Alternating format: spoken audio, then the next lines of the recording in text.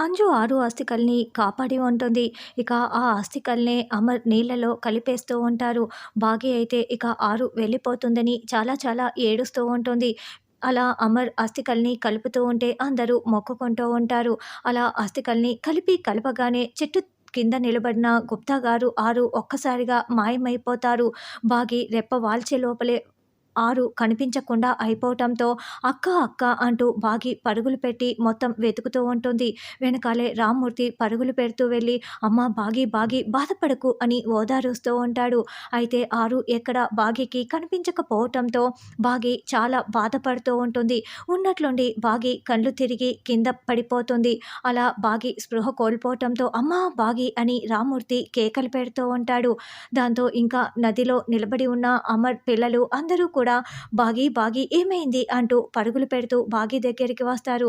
స్పృహ కోల్పోయిన బాగిని అమర్ చేతుల్లోకి తీసుకొని "బాగి ఏమైంది? కళ్ళు తెరు బాగి" అని విలవిల్లాడిపోతూ ఉంటాడు. ఇదంతా చూస్తున్న మనోహరి మాత్రం అది వెళ్ళిపోయిందని ఇది బాధపడుతూ ఇలా కళ్ళు తిరిగి పడిపోయి ఉంటుంది. అంతేనని చాలా సంతోషంగా చూస్తూ ఉంటుంది.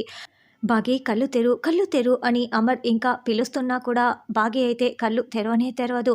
ఇక బాగికి గర్భం అని తెలుసుకున్న తర్వాత అమర్ ఎలా సంతోషిస్తాడు, మనోహరి బాగి కడుపు పోవటానికి ఎన్నెన్ని కుట్రలు చేస్తుంది అన్నది రానున్న ఎపిసోడ్‌లో తెలుసుకుందాం.